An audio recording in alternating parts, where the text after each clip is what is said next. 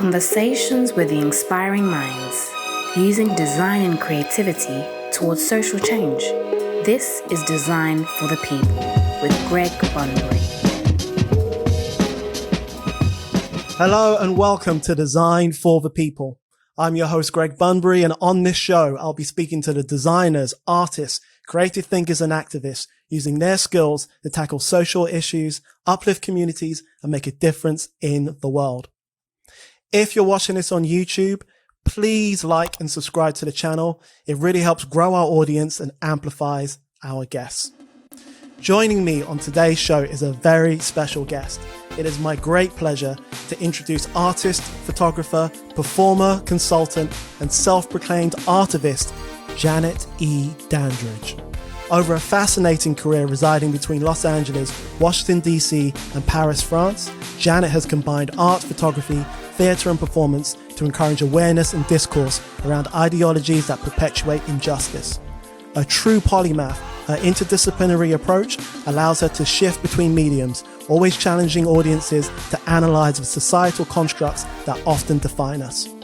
Janet is also a creative consultant for several human rights organizations, and with her fluidity workshops, she guides individuals and organizations in developing projects to produce social and political change.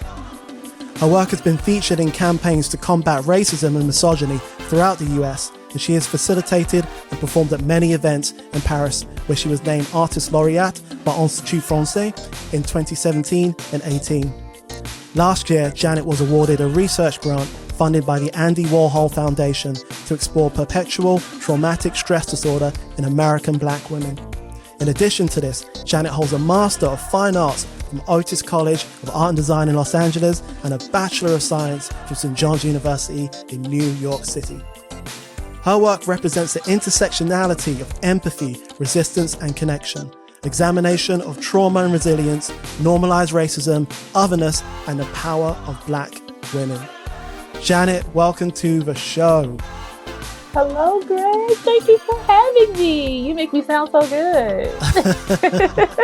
I mean, that's the edited version of the intro. Like, that went on for like another 10 minutes in the first draft. Man, yes. It is a lot. Thank you so much for joining me today. First, let's start off with how are you today? I am doing well, just battling a little bit of under the weatherness, but I am good moving forward, keeping it going. Oh, again, thank you so much for your time, and I appreciate that you're battling through to spend this time with me. So to jump right in, I thought that before we started exploring a little of your background, I thought we could begin with a question. So could you tell us what is an artivist?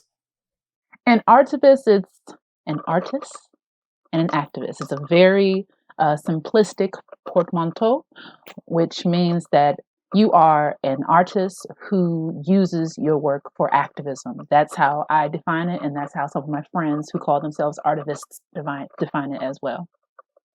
How did you come to your status as an artivist? Was it an organic process, or did it come to you in a eureka moment? Oh my gosh, it was totally organic. Oh, I have a friend whom is an artist as well, who is an artivist actually as well. Her name is Lily Flor from Los Angeles, California. And I moved to LA from Washington, D.C. in like 2004, I think. And so when I was out there, I was just getting into exploring more of my creativity outside of film and television, because that is part of my background, film and television production. And so when I met Lily, we were both working at a community organization in Watts, California.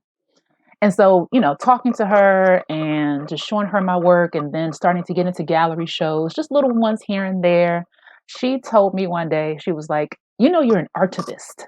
And I was like, no, I didn't know that. What is that? And she explained to me, what an artivist is. Right. And so from there, I decided, oh, okay, well, that makes sense. But it really didn't hit me until like 2016, I was like, Mm. yeah, I actually am an artivist. Like, I see what Lily was saying. I Mm. wasn't even thinking about what I was doing. I was just doing it organically. It was very natural to me, especially coming from Washington, D.C., and growing up in my household, growing up in the capital of the United States, going downtown for protests, volunteering, at different nonprofits, and just understanding how art has a deep impact in our psyche and how it can affect change. And so in 2016, when I went back or graduated from grad school, at that moment, I was just like, yeah, I'm definitely an artivist. Amazing.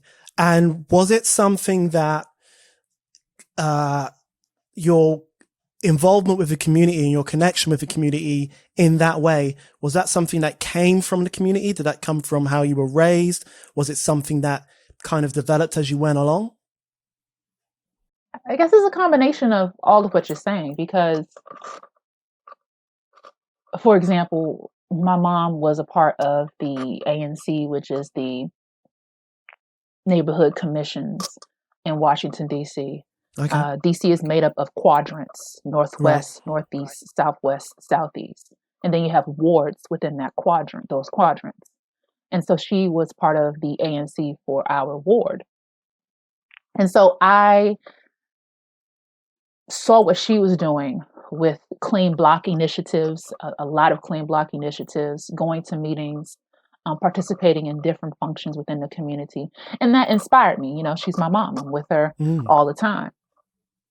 And then not only was it because, she's my mom and I'm experiencing these things with her and I'm doing this stuff, it led to me doing, different activities. And that's what led to me working with the Children's Defense Fund when I was a teenager, which led me to working with the Afro-American newspaper when I was a teenager, which led me to going to different functions within the community, not only Mm. within activism, but, within music and theater, just the arts in general. One of the main sources of community, now that I'm, talking it through, was at the Children's Art Museum in Northeast Washington, D.C. Okay. Unfortunately, it's not there anymore, but it was such an amazing place where you could just explore and enjoy and imagine. And I think that was one of the major influences on me as an artist. I was already an artist. I mean, I did a performance impromptu when I was like 3 or 5 years old at my sister's graduation, one of my sister's graduations, because the band was playing and I just felt like dancing. And so I started doing a whole performance. Then I got a standing ovation. I was like, this is my sister's ceremony, but I got a standing ovation from what I was told. So, all of these things definitely made an impact in my life. On top of going to private school and not being from a family that had the private school money. I was one of those gifted and talented kids that was, given the opportunity to go to private school and get a scholarship.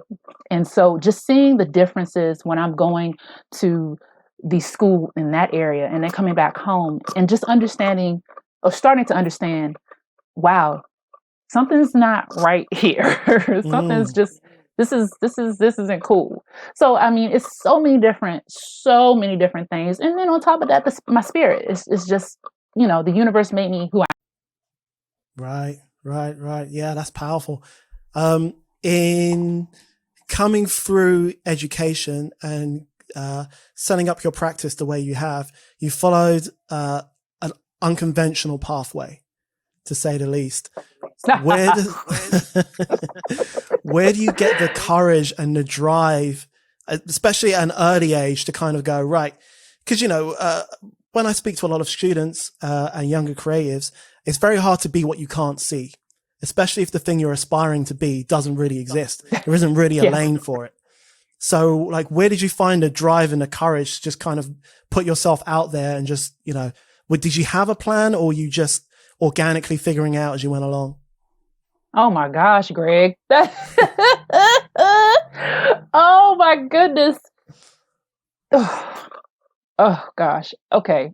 first of all, I remember one of my friends in LA, he's really amazing. I call him Wicca James because he remembers everything and he's like really phenomenal and super smart.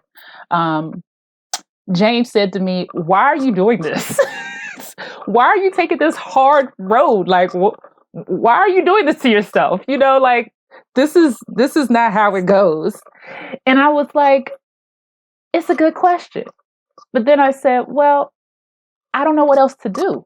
This is what drives me. If I'm not answering my calling within this lifetime, I'm not sure that I'm doing what I need to do to help myself, my family, and others. So yes, this might be a difficult path, but there are always vanguards. And those vanguards are always the people who you don't hear about, oftentimes. Yep. But they're the ones who set it up. So somebody somewhere started what I'm doing, started calling themselves an artivist back in the day, who we don't even know. We probably can't even trace. And at this point, I'm using that label to do what I do. It was not something that I planned per se. Look, this is the deal. I thought about becoming, first of all, a VJ, a video jockey, because that's a path you can see, right? Yeah. Like you watch MTV, BET, video jockey. I thought about becoming a physician assistant because I enjoyed medicine. I thought it was interesting. Path you can see. And then when I started thinking about photography, because I've been creating photographs since I was like 9 years old, I started to hear more and more of, these different arenas of photojournalism, documentary photography, studio photography. And I was like, oh, okay, yeah, I see that trajectory too. But none of them satisfied me in the way that I became satisfied when I discovered my own path. So in that, it was organic.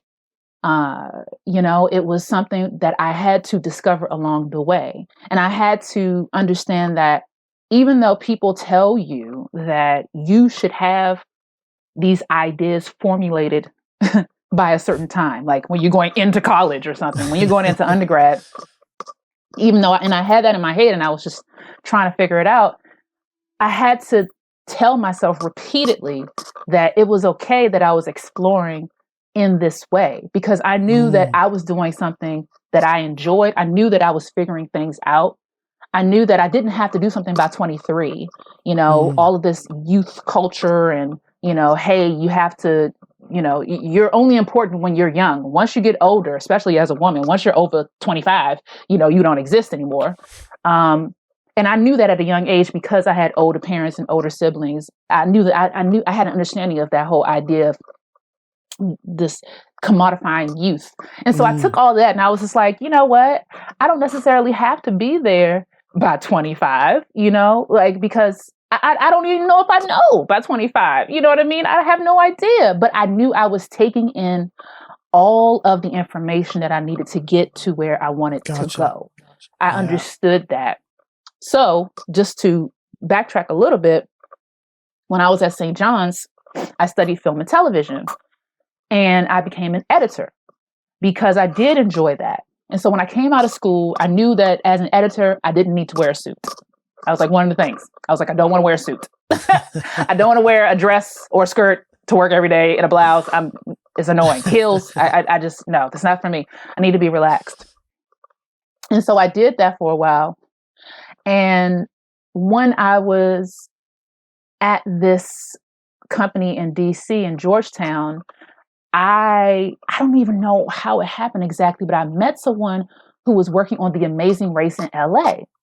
And I was like, oh, you know what? I want to go to LA because in DC, even though DC is a very eclectic, eccentric place, you don't see that. People don't see that. You only see the politics. You only see the Capitol and the White House. People don't know DC is super creative, just the people, because, people live here. So when I met that person, I was like, you know what? I want to do more creative. And so he actually helped me get to LA and get a job with The Amazing Race. And that's really what turned things into the direction that they have gone into.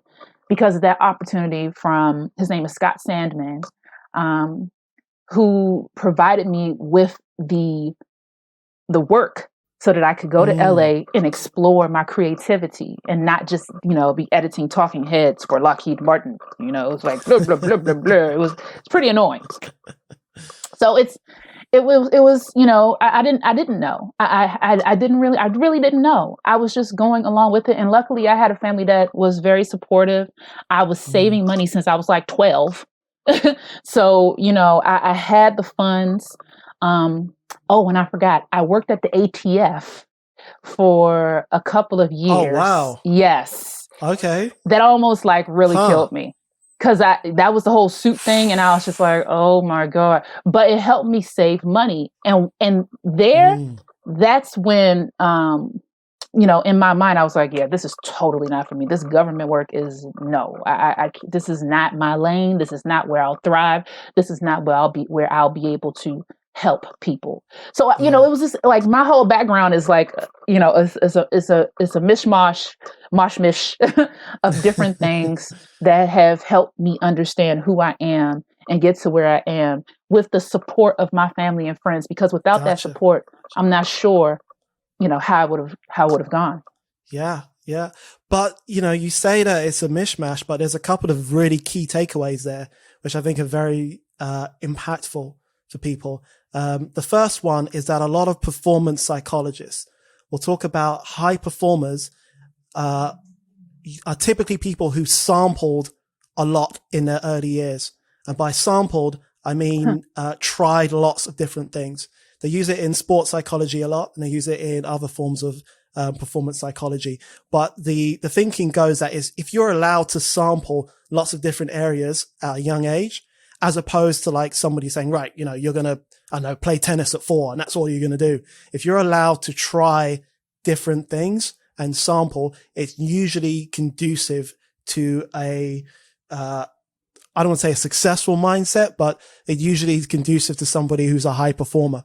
So I think that's a really key takeaway, is to be able to sample different areas without overcommitting early in your career, because it can be hard, especially if you've been training as, say, an illustrator and you've done it for 5 years. So you don't want to pivot because you've got sunk cost.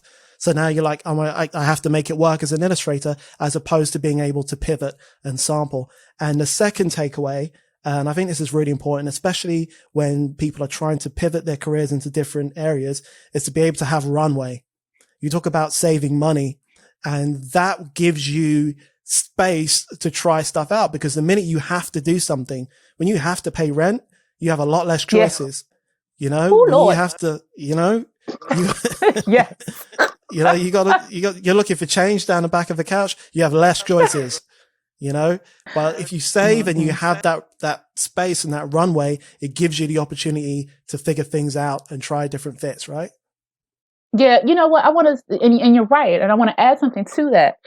If I had known a lot of what I know now about saving and investing, then investing the money properly so that it can actually grow for you, which I didn't know, because frankly, that's not how I was raised to understand economics in that way.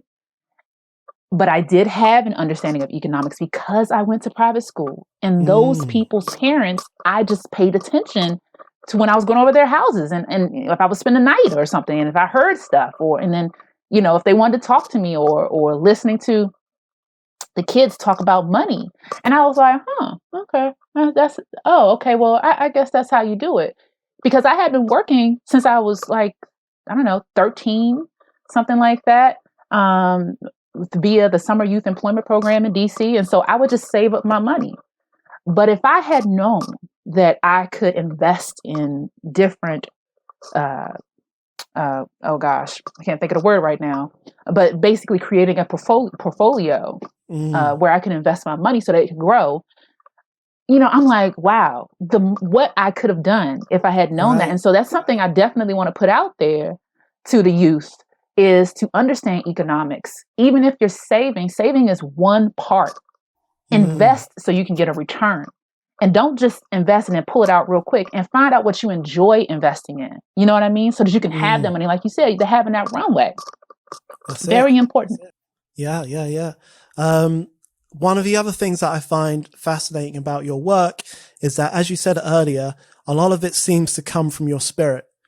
And I think that's really important in trying to find like a good fit for where you want to be at. Because going through your work, there's this genuine sense of connection. It's like you create discourse, but it's never confrontational. And it feels like there's a genuine curiosity there, and people open up to you.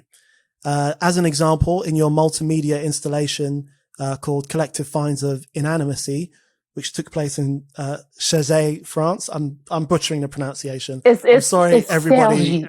Sergi. And I'm not even saying it right. Sergi. They'll tell me I'm wrong too. They were like, no, Sergi. I'm like, okay, fine. But even in that, Cergy. Yeah. I know. I can't. Like, I'm just terrible with the pronunciation. I just, I'll give it a go. But I feel bad when I'm in France. I feel bad for everyone else. I'm just apologizing all the time. I'm like, I'm sorry. Like, I don't know. But there you went from photography of static subjects to actually engaging with the Black residents of Sergi. And like, that's really fascinating for me because it's not just the thing you want to do. Like, we talk about photography and, your work has been considered in a tradition of legendary photographers like Gordon Parks, but it's also having that, being able to have that connection and have people engage with you on that level. One of your quotes, was that you say, I discovered how much I had in common with them. They were also managing similar struggles of classism, racism, exoticism, and otherness. And just having that level of candidacy with your work, I think it really speaks to your spirit and the kind of person you are. I mean, how did you find that? Did that just come from the work? Well, again, just talking about community and, being able to talk with people, like I think I mentioned this, in a private conversation about how big my family is. It's 9 of us in total. That includes my mother and father. And then I have, then it's 7 of us. But then actually it's 9 kids, but 7 from my mom and my dad. So understanding how to communicate, and working with different temperaments and building relationships. So in LA, crazy enough, like I said, the universe, as they say, when you're doing the work you're supposed to do, the universe will conspire to help you.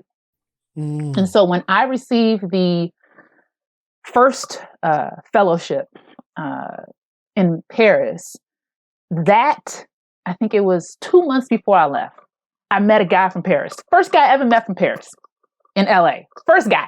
And I was just like, well, isn't this special? Right? I was at a party that I wasn't thinking about going to, but one of my homeboys was like, oh, yo, let's go to this party. And I was like, all right, cool, fine, all right, whatever. And when I get there, I meet this Parisian. And I tell him, I'm going to Paris and, I just got this and I don't know French at all and blah, blah, blah, blah. So we exchange numbers. And so I start communicating with him just about Paris and learning things and some words and things like that. Mm-hmm. And so when I get there to Paris, I have this mission, right? Collective Finds of Inanimacy. And I'm thinking, all right, so I'm going to go in and I'm going to, just walk amongst the people and I'm going to create these photos of inanimate objects that explain the urban planning and how this impacts the way people maneuver. And so I was doing that, but I was like, but I need to talk to people. I want to talk, but it's hard because I don't know French. So one of the things that I asked for this fellowship was to take classes to learn French. So when I was there, I started going to classes at a school. And so there, I started, kind of communicating, but then it still, stuff, it's like I couldn't really explore like I wanted to, because those folks who were taking those classes weren't from France either. They weren't from the area either.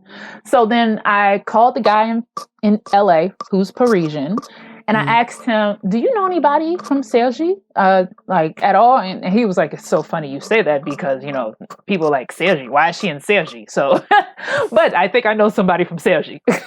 And so he, called around and found some folks.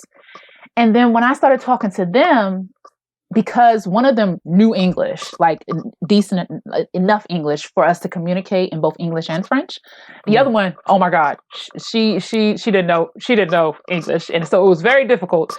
It was a lot of Google Translate and all that. And then I talked to their friends. But these two main folks, great young folks, who I started to communicate with, I started to go places with them. Right. Then I started learning more and understanding, like, oh, this is the element that I was missing when we're talking about this collective finds of anonymity. We were talking about DC. We were talking about our schooling. And even though they're like, I think maybe 15 years younger than me or something like that, just having the same connections. I remember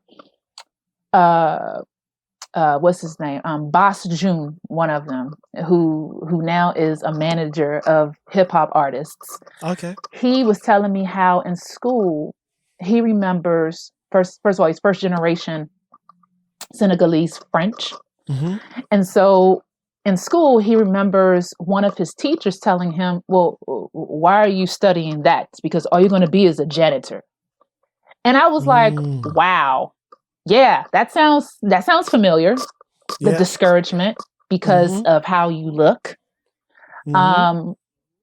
And so we started to just have lots of conversations about that, just about living while Black, and understanding how that experience is similar across the diaspora because of how we all landed in these places. That's right. And so, the conversations just really it gave me so much more. And I wanted to learn more, about them, about their friends, about their families. I wanted to go back and explore more because of that, because of those connections via community. Wow. That's so amazing. And when you're on these journeys, like, how does your practice work in terms of how you develop projects and how you choose projects? Because you're working across mediums, you're working in different spaces. How do you give yourself time and space? So when you start a project, which goes from static objects to like basically connecting with an entire community, how does that work for you? Do you do you schedule a certain amount of time or headspace to each project, or do you just go with the flow? Well, it's kind of, well, I am, funny enough, I am a very type A personality with all of the creativity as well. So that means I'm crazy. So I plan things out, I think about it. It's basically, I'm a project management professional. That's what I am. Without the actual certificate, I'm a project management professional. And I believe that all artists are. This is something that we're not taught in school, but this is exactly what we do. We go from stage one of the idea to researching, to putting together the team, to putting together the materials, to the production, to implementation, to closing out. And so oftentimes it's like that. I have an idea and then I start to explore it. So I start researching, which I can always do more of. But I start researching it and thinking about it more. Then that, I take lots of walks. I used to call myself the wanderer photographer, but I take lots of walks because, as one of my friends said recently, that is a meditation. Yes. And it's good for the heart, and it's good for the mind. And you start to think about things in various ways because you're walking and wondering. And then from there, once I start to see, okay, this is how I can do it, then I start to explore with the creative side of it. I start to, Sure. let's say if it's a photography project, since we were talking about CFOI, collective finds of anonymity, I start to take I start to do like sort of mock-ups, creating photos of things to see if this is what I'm thinking about, and so when I see the visual in front of me, I can then understand, okay, is this the direction I'm going in? And then I start to research more. So it then goes into, all right, let me either these are one or two ways. I'm going to fund this myself, or I'm going to find someone to fund it for me. And oftentimes it's me funding myself, because even though I am applying for fellowships and grants and et cetera, you don't always get it. And so you can't wait on people to give you what you need. You have to make it happen. That's how I feel. Right. And that's how I'm built. So I then just go ahead and I'm like, all right, about to do this. And once I get my budget in order, understanding how much I'm going to spend, and where I need to put the money, then I go into production mode, I start doing the actual production. Now, let's say if it is with folks whom I'm, going to be photographing, or if I'm going to have participants in a performance, then I before I go into, production mode, I have to talk to different people. I have to find people. Wow. And that's if, I actually need folks who I want to photograph, or if there's participants in performance, it's really like going to a concert. You don't know who's going to buy the ticket. You're just going to put it out there. Right. And you hope for the best. But you still follow through with the performance, even if, you get one ticket bought, because that one person is your audience and they deserve the best show ever. So that is sort of those are the kind of like the initial steps, and how I decide which medium to use really is based on those initial steps when I'm thinking about it. And I'm like, okay, is it better to do an installation, or should I use photography, or should I use my body through performance, or should I ask someone to fabricate some metal for me because I don't know how to weld? I tried once and I'm not going to ever do it again because it's not my area. You got to know when to fold. You got to know. I think you covered enough areas. You don't need to add welding. Yeah, I'm like, that's not it. Too much. Let me go ahead and hire this person who knows what they're doing.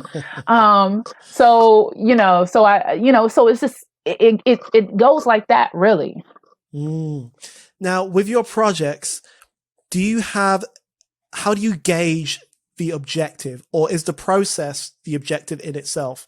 Is there a result that you're striving for that you can kind of gauge how successful or how engaging something's been, or is the process of doing it its own result?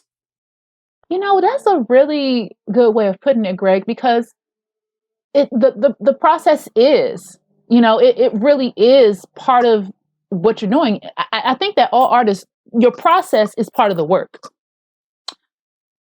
And you can especially see that in performances where you're literally doing the whole process in front of people. So sometimes there are objectives, like, I want to hit this mark, or, right. I want to, get this point across. But really, you don't know what's going to happen, because everyone is going to interpret it in their own way.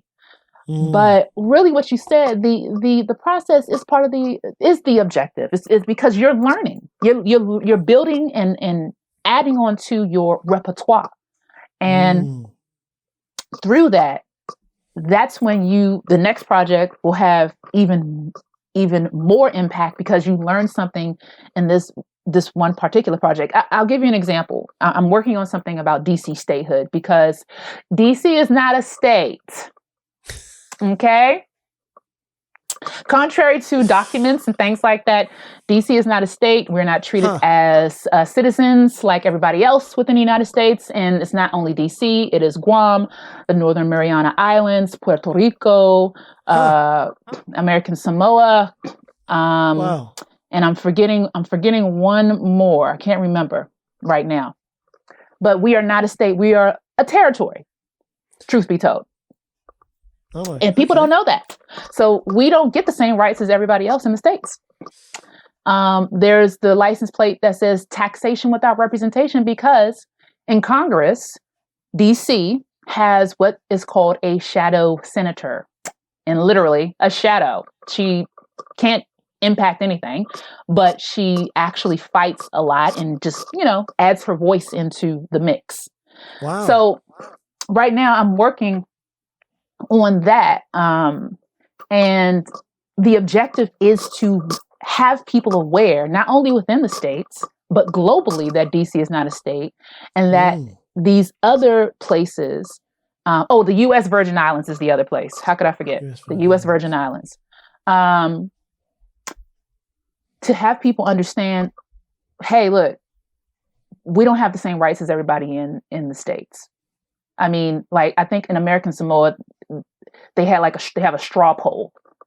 Like, and I believe so. You can check me on that. But my objective is to inform, educate, and to change what that is. And so to help advance the activism movement, the campaign for DC statehood. DC citizens pay like one of the highest percentages of taxes in the United States, but we don't have the same representation at all. Wow. So that right there is a definite objective. I know what I want to do, and therefore I'm creating this work to do that. And then we're talking about project management professional. Once I have my proofs, which I'm getting soon enough, then I'm going to have an exhibition of it, and I'm going to invite different stakeholders within DC, Maryland, Virginia, and other places to come in and then have conversations about what it is, what it would mean for people to have statehood in DC, because not only would that help DC, that would help the other territories of the United States receive full representation within the government. So that's an example of having a clear objective and knowing this is what I'm going to do. I really like that. And I think another great takeaway in terms of objectives and project management as well is for people to treat socially focused projects like actual projects. Yeah. And to clearly define them. And, because I think there's a tendency sometimes with social stuff to just kind of treat it in a kind of, not a throwaway manner, but not with the same diligence as you would doing a client project for UBS or something like that. Yeah. It's like name, it's like brand, like if you go to UDC, which is the University of the District of Columbia, versus going to Yale University. People are like, oh, I'm going to go with the Yale person. Well, how do you know that they even, just because of Yale, just because of the name? Can we give the same look to this person as well, UDC? Yeah, no, I hear that. While we're speaking on the projects and some of the more experiential work that you've done, one thing that I'm interested to hear is, so when you get to the execution part of a project, because there's so much of you in the project, what happens is there ever a moment where you're concerned that it's not working or it's not going the way you want it? So for I'll give an example. In your installation Compliment Sandwich, where you draw large yellow circles on the sidewalk of a busy city. And the idea is that people would either receive or give a compliment to whomever is standing inside the circle. And watching the video, it's amazing, first of all. There's so much joy and happiness. But there's a lot of unexpectedness there. Because, I'm kind of, how can I put this? I'm still, I don't know if self-conscious is the word, but there'll be a part of me no one's standing in these circles, man.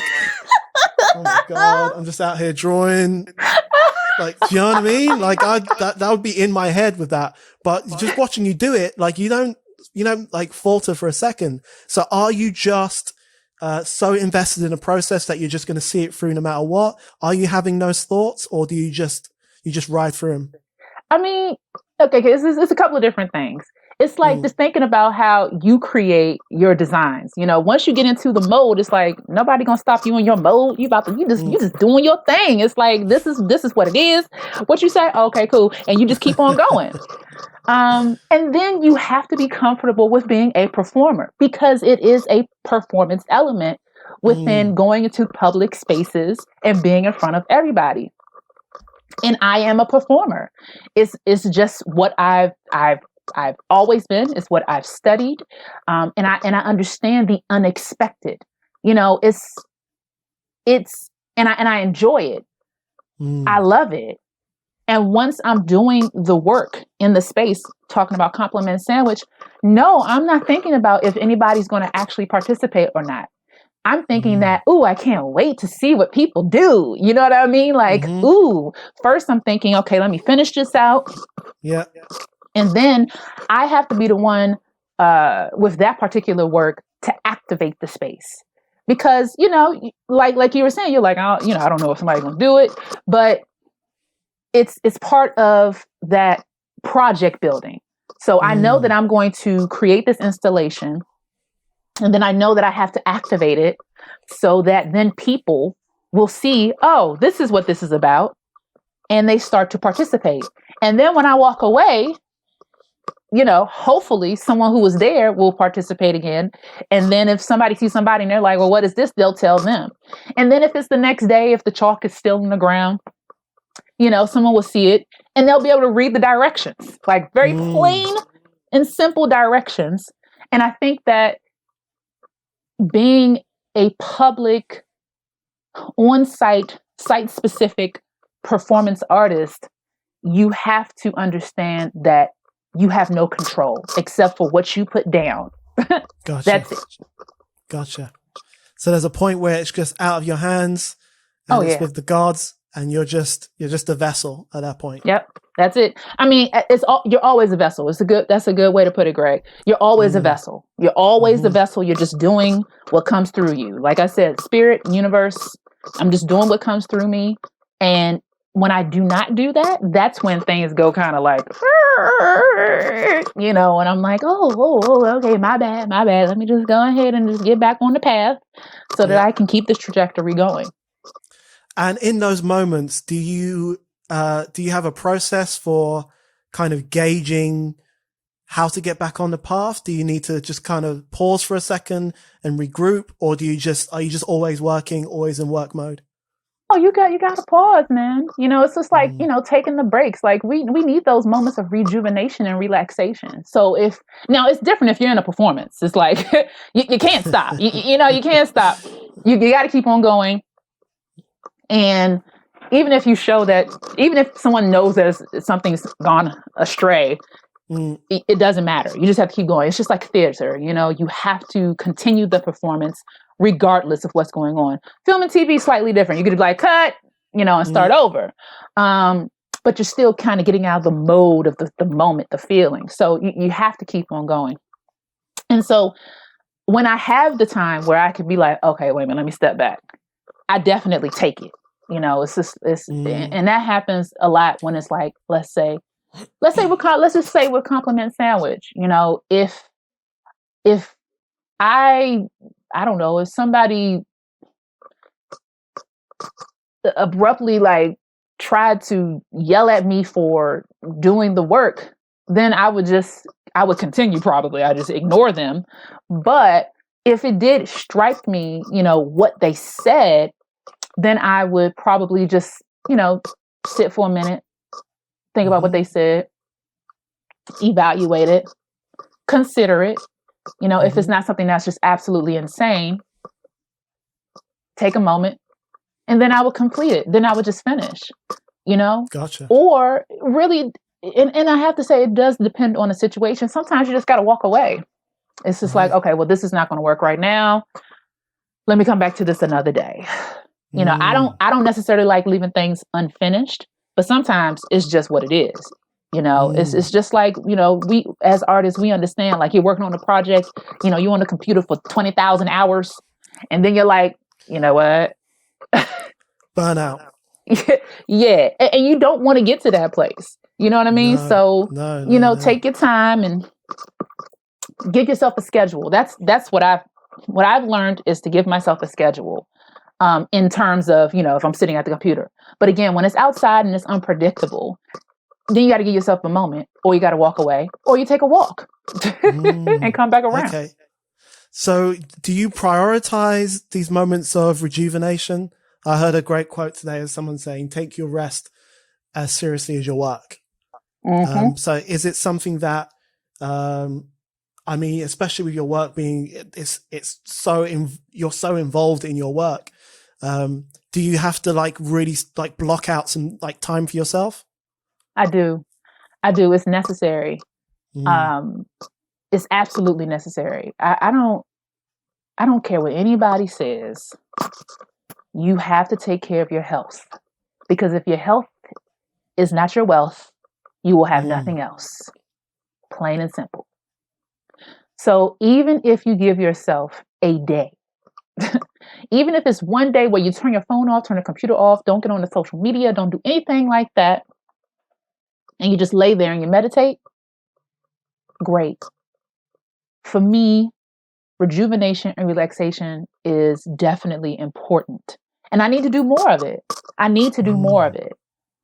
Because I am, like you said, that, you educated me early on this high performance stuff. I was like, oh, okay, I'm a high performer. Is that good? Ooh, yeah, but, I understand that that's how I work, even me not feeling well right now, you see, I was like, I'm power through this because I can. Now, if I was just completely done, I'd be like, you know what, girl, I can't do this, bro. But,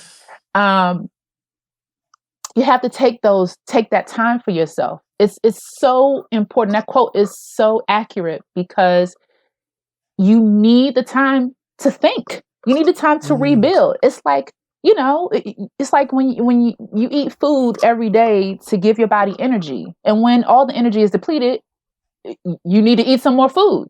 So when you are depleted of energy because you're working so hard, you can't keep on going. You're going to give yourself a heart attack. So it's definitely of utmost importance. And I need to give myself more of that time. Yeah. Yeah. I hear that. And I do you give yourself that time, Greg? Do you give yourself that time? I do, but so everybody does it differently. So it's almost like everybody's setting up systems in their lives, right? So we've talked a lot about your work and structure. So everybody creates structure in their lives in a slightly different way, but we might label it differently. So for some of us, it might be like, I go to a martial arts class, and this martial arts class happens at the same time every week. And no matter what, I go to this martial arts class. So I know an hour before the martial arts class, I'm not going to be on the computer. I'm not going to be designing. I'm not going to be working. I'm going to be getting ready. And then you start structuring things around that. So it's like, if I'm going to go running 3 times a week and I'm going to go running at 10 a.m. every morning, I know that I have to be up at a certain time and I have to be back at a certain time. And so we introduce structure in our lives in all kinds of creative ways. And I don't know if, for me, it's like I have a dog, right? The dog has to go out 3 times a day. And so that's like a 45-minute walk. And in that walk, I'm working. I'm not working like I'm working, at the computer working, but I'm processing and I'm thinking and I'm writing in my head and I'm trying to figure things out. And I come back because, as you say, it's a form of meditation. But because you're in that automated mode and you're not consciously thinking about what you're doing, you give your brain the space to figure things out. You know what I mean? And then I come back and I'm like, okay, cool. I've got it. I know what I need to do for this, or, whatever. So I think we all introduce structure in our lives in a different way.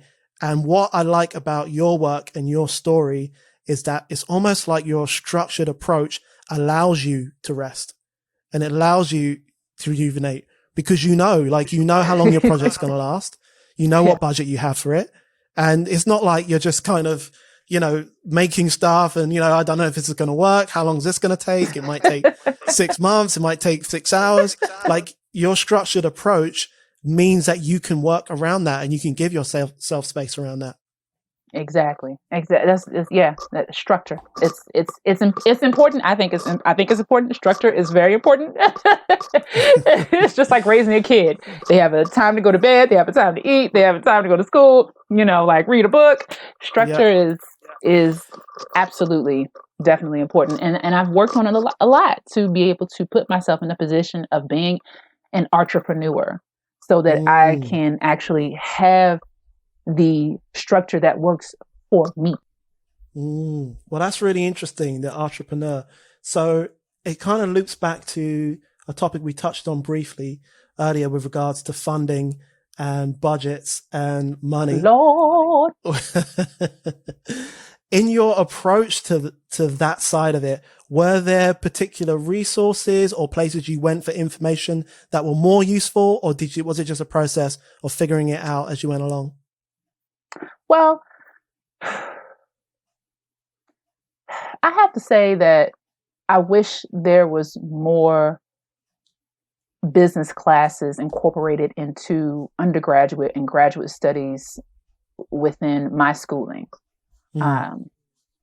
Because you really do need to understand how to manage yourself as an artist outside of gallery representation.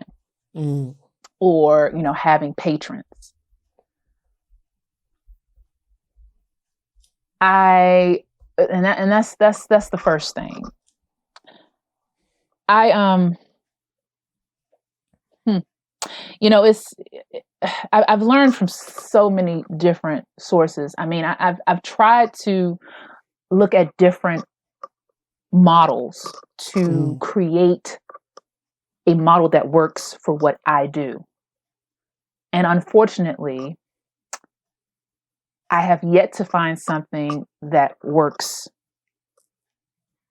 the best way possible for how I do it. I have to take different models and apply them different times.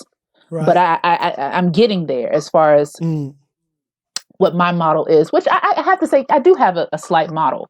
But for example, in my research, I came upon this website called Artist as Debtor. And I was like, oh, Lord, this is terrible. Just trying to understand how to manage funds and acquire funds consistently and allow the money to work for you. Right. Unfortunately, a lot of artists are in high debt because, especially fine artists, I would say, because it's not like a graphic designer. You know what I mean? Like you have these companies that is straightforward. We were talking about straightforward earlier, understanding what that is. And they want a graphic designer and they're like, yeah, but a visual artist, a fine artist, you go there and they're like, we have this stock photography over here. Why do we need you? I don't understand. So it's looking at different models. And I've looked at models for entertainment. I've looked at models for galleries themselves, actual brick and mortar galleries. I've looked at models for photography studios. And I've looked at models for dance, actually, like dance and theater. Yeah. Just to see how these budgets are put together and what people are looking for, the language to use, so that when I'm proposing to whomever or whichever organization, they have an understanding via the language that they already get. Gotcha. So I have to utilize that language and then understand the monies that they provide for particular works. But then I also have to convince them, because my work is very different. Yeah. Well, this work is something that you're also interested in as well. It's just not as straightforward as what you've been working with already. So it's been, a lot of research and investigation on what those numbers are. And then also I have to think about, well, what do I want to make in a year? What do I want to see as my return from the investment of going to school, for example, from spending, the monies that I did for grad school. Gotcha. recently I came upon, within the last 2 years, these great, one website called Wage for Work, the Working Artists and the Greater Economy, WAGE for work.com.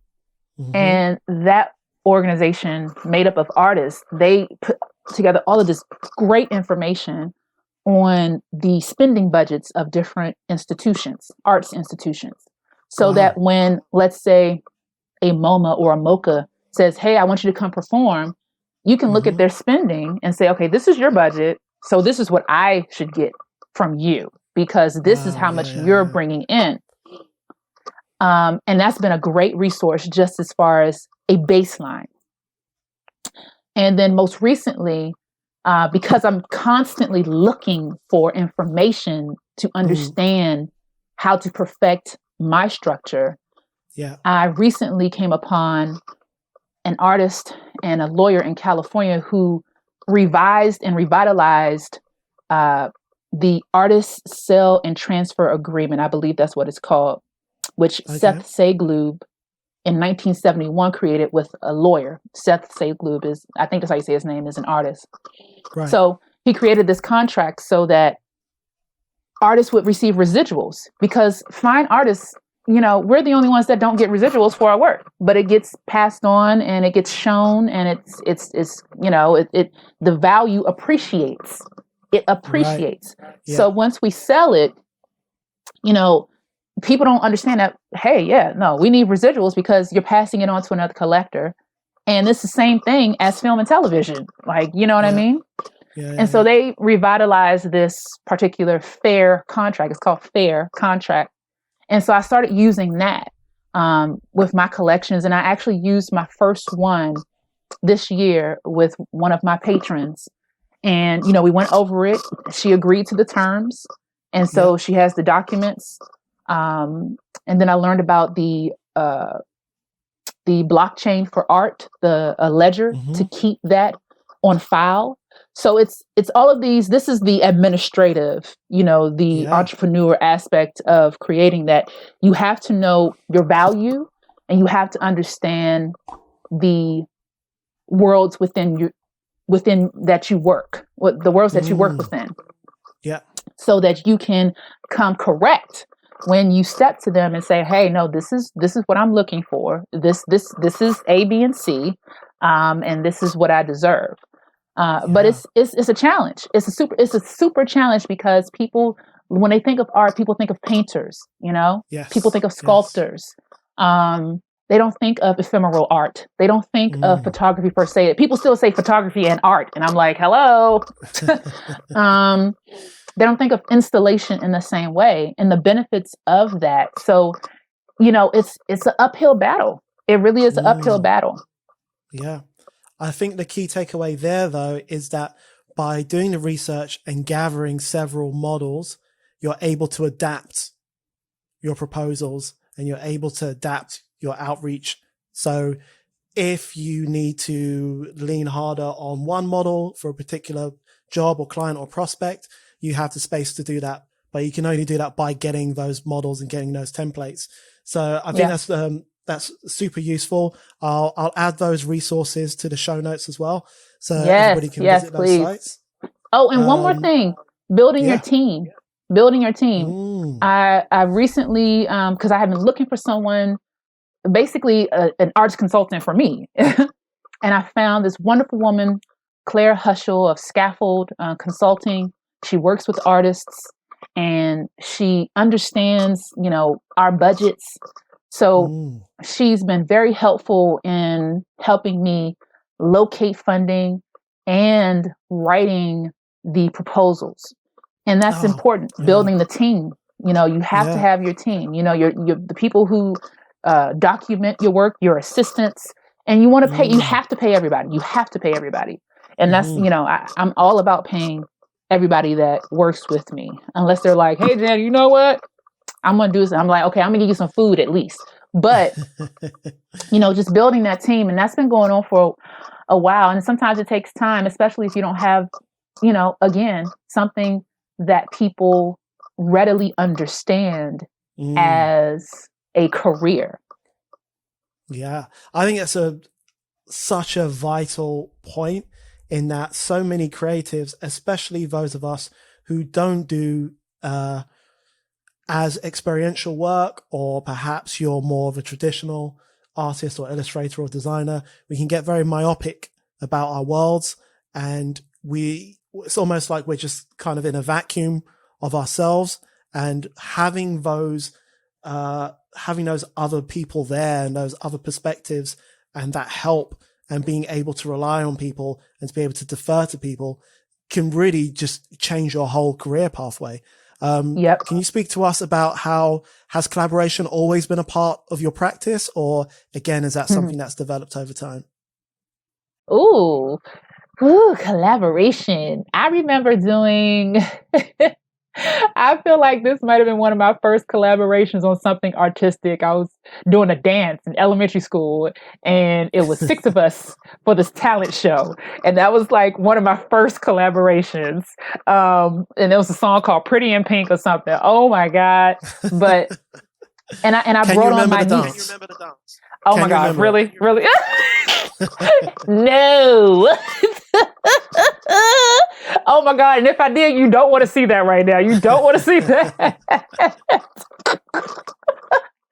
But I brought on my young niece to be a part of the dance squad, because I remember saying, ooh, you know what?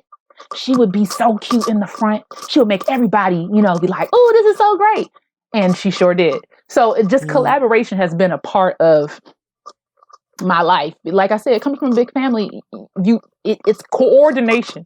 Like you got to coordinate. You got to coordinate all of these people. I'm like, how did my mother and father do this? They're crazy. But collaboration is I think a key in just evolving. So it's always been a part of my works. But artists, we work in solitude oftentimes as well. Like I said, wandering and walking, like it's a lot of that. It's a lot of being alone with self. But then you also have, for me at least, the time when you are like, okay, well, this needs calls for a collaboration, or something organic happens when you're talking to your artist friends on the phone, and you're like, oh yeah, let's do this. So it just depends. But I've always been a collaborator. Yeah. No, I mean, it really comes through in your work. It's just amazing. I guess the question I'm going to wrap up on is, oh, it's over. Well, I mean, I feel like we could go for another 3 hours, but I know you've got stuff to do, and I don't want to take up too much of your time, as amazing as it is, but I'd love to have you on again in the future. And I'm definitely, y'all heard that. I'm open. I'm ready to be back on. I will hold you to that. I promise you. So, I mean, I guess I want to talk about maybe 2 final questions. One is managing the kind of emotional and the psychic cost of this work. Oof. Yeah, because we're dealing with, especially in your consultancy work, when we're dealing with topics around diversity, race, misogyny, social justice, and with everything happening right now, how do you manage the toll that takes? I mean, is there an effective way to manage it, or do you just have to give yourself space and time? You have to give yourself space and time. And I think that's the effective way to manage it. If I need to cry, I'm going to cry. Sometimes I don't want to cry in front of people, but sometimes it's like, you know what? It. Excuse my French. But I'm like, I have to, it has to happen, because I'm not sure where else it'll go if I don't let it come out the way it needs to come out. Gotcha. And so again, that walking is deep meditation, man. I have walked, and this is for people who know the area. I live in DC. I've walked from Northwest DC to Tacoma Park, Maryland. I don't even know how many miles or kilometers. I don't know how far that is. But it took about 2.5, 3 hours, something like that. 2.5, and maybe 4 hours total, actually. That's round trip. And that was because I needed some air. I needed that. Matter of fact, when I was at Otis, I started walking to school. Now, I know how many miles that was. That was 5 miles. I'm sorry, I do not know how many kilometers that is. But it was 5 miles. I know this U.S. is ridiculous. 5 miles each day, I walked to school. That for me was just, it was so good. Because not only was I able to relax, I was able to see the people who lived in these different neighborhoods and see their faces and then get to know these people, not even talking to them, saying hi, but get to know, okay, this person is going to be coming around the corner right now, or this person is going to have her 2 kids with her right now. Okay, this intersection, it's going to be like mad cars at this time. It was like the word rote. It was rote. Because and that in itself is meditation. Now with the works, like one of my works called In Memoriam. I know that people is memoriam, but I choose to say memoriam. So In Memoriam, I'm wearing a dress with the faces of Black women and girls who were murdered in South Los Angeles between 1982 and 2010. That was hard. That was very hard because I'm using my body to show these women so that when you look at me, you see them. And not all of them have names. The majority of them don't have names. The majority of them have numbers under their pictures. So I want you to think about that. So wearing that on my body was hard. Yeah. It was heavy. And once I was done with that performance, I had to sit. I had to sit and be quiet for a while. I had to be quiet. I cried. I was quiet. People hugged me. I had to give myself that time. Also, because I deal with a lot of work that, dealing in politics and social justice and culture, et cetera, and I'm watching news a lot. Sometimes I just got to turn the news off. Like I mentioned, this trial is going on. The George Floyd murder trial.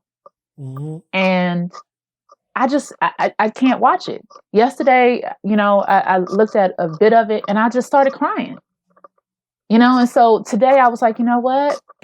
I can't watch this because for me, it's necessary to take myself away from seeing it again on screen because I don't have to see it again on screen. I know what happened.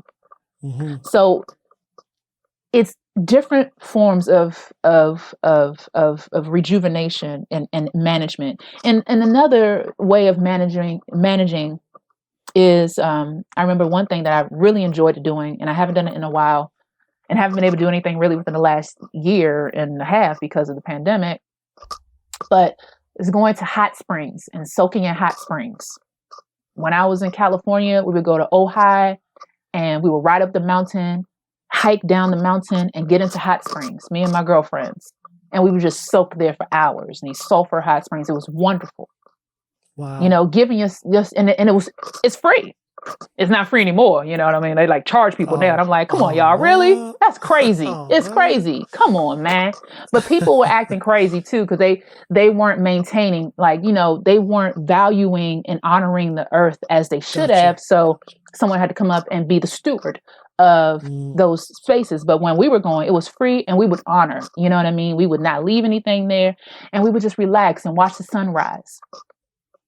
Sometimes I go to Rock Creek Park in DC and I stand at the mouth of or on the edge of the creek and listen to the water. So it's a lot of different ways to manage because, living is heavy. Doing this work is heavy, especially when you're thinking about it all the time when you're doing and creating. because it's coming through you.